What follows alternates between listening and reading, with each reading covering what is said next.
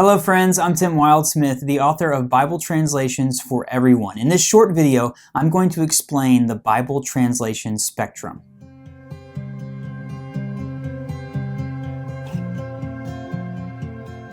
There are a lot of different Bible translations out there, and one of the tools that helps people understand the differences between Bible translations and deciding which one is right for them is something called the Bible translation spectrum. You may have seen one of these. There are different charts or graphs that show kind of on a scale different translations of the Bible. For my book, Bible Translations for Everyone, I created my own Bible translation spectrum. Here it is. As you can see, on one side of the spectrum, you have word-for-word translations, and on the other side, you have thought-for-thought translations. And then so on the left side of the spectrum are the most word-for-word translations, and then as it moves closer to the right, you go towards thought-for-thought, and then on the far right side of the spectrum will be the most thought-for-thought translations. This is not an exact science. There's not an agreed upon placement for all of these. There's actually a really great YouTuber out there named R. Grant Jones who kind of has a systematic process where he measures different verses and compares and contrasts, and he comes up with like a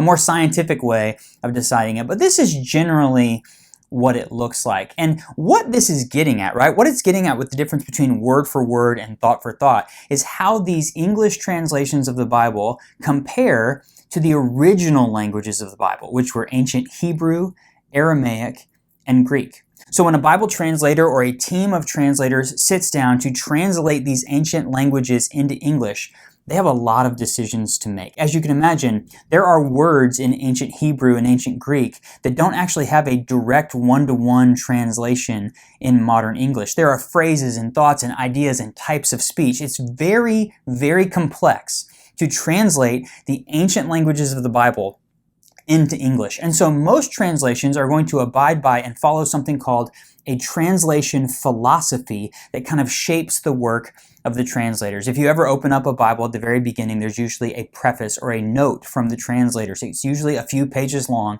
and in there they talk about their translation philosophy. And that's what we're seeing represented in the Bible translation spectrum. So a word-for-word translation, which is often called a formal equivalence translation, represents a philosophy of translation that says we are going to stick to the original wording as closely as possible. As we're translating from these ancient languages into English, we're going to try to match the form of the original as closely as possible. Even when it might sound a little bit clunky, it might not sound the way we talk in current English today, we're going to stick to that as our translation philosophy. Whereas a thought-for-thought translation philosophy, which is often called a functional or dynamic equivalence, says we're going to honor the original text, but we're also going to try to make it as readable, as clear and understandable in modern English as possible. We want it to be faithful and accurate, but we want it to be understandable. We want to seek clarity as we're doing the translation. So that's what the Bible translation spectrum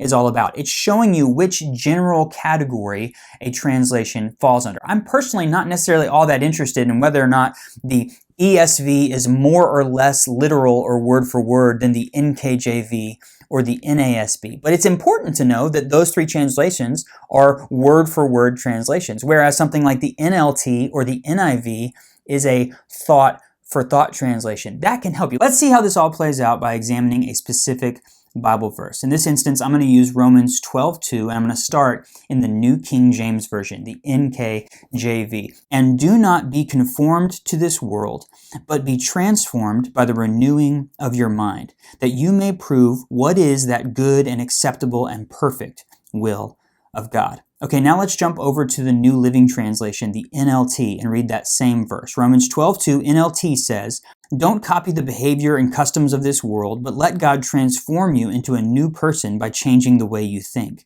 Then you will learn to know God's will for you, which is good and pleasing and perfect." You can see in just that one verse that they're saying essentially the same thing, but they're going about it in a different way. And that's the difference between a word-for-word translation and a thought-for-thought translation. Now, it's really great that we have both of these options, right? A word-for-word translation helps us get as close to the original wording in the ancient languages. Most of us don't speak ancient Hebrew and ancient Greek, so we get something really close to the originals, and it's important for us to study and read the Bible in the way that it was originally presented to us. But then a thought-for-thought translation is going to present it in a way where it's easy for us to understand. It's really clear. So you're talking about accuracy and clarity and finding a balance between those. And the good thing is that we have translations from both sides of the spectrum, so we don't actually have to choose one or the other. I suggest to people all the time, if you are, right now, let's say you're reading from the ESV all the time, that's your main translation. Look at the spectrum, use it as a tool for this. Go, okay, I now know that the ESV is a word-for-word translation. So now I'm gonna hop over here and I'm gonna grab something like the NIV that's on the other side of the spectrum, and I'm gonna balance my Bible study with two different translations that approach a translation philosophy from a different place, and see if that will help you understand God's Word even more and apply it to your life in a new and more meaningful way. That's the beauty of the translation spectrum, is that it helps us understand not whether the ESV is more or less literal or word for word than the NASB or the NKJV, but the general category that it falls under over here, and then to be able to complement that with a translation that falls somewhere else on the translation spectrum. That's a really great way to use the translation spectrum to deepen and make more meaningful your time reading and studying the Bible. Okay, now I've done just a sliver of a deep dive into that in this video, but my book, Bible Translations for Everyone, goes in depth even